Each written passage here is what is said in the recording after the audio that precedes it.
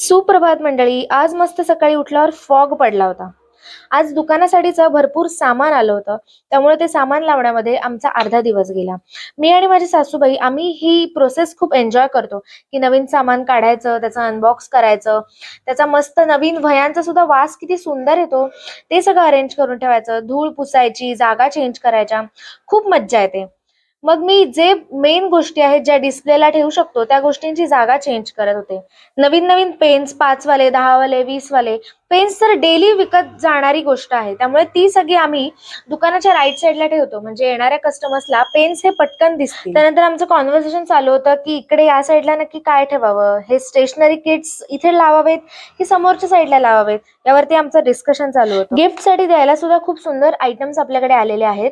जसं की लास्ट एका व्हिडिओमध्ये मी स्टेशनरी किट तुम्हाला दाखवली होती, फ्लेअर या कंपनीची आणि डोम्स या कंपनीची. तर खूप सुंदर आणि क्वालिटी आलेली आहेत. डोम्स कंपनीमध्ये सुद्धा आता त्यांनी क्ले नवीन ऍड केलेला आहे, त्यामुळे तुम्ही एकदा बघू शकता. मी परत एकदा व्हिडिओ तो टाकेनच आणि नवीन व्हिडिओ सुद्धा मी बनवेन. जे 20 वाले आणि 30 वाले पेन्स असतात ना, फॉर एक्झाम्पल जॉट डॉटचा पेन आहे, पेपर सॉफ्टचा पेन आहे, पायलटचा पेन आहे, रेनॉल्ड्सचे पेन असतात. या पेनांसोबत ना असे पुठ्ठे येतात, त्यामुळे ते लटकवायला ना फार अवघड जातात.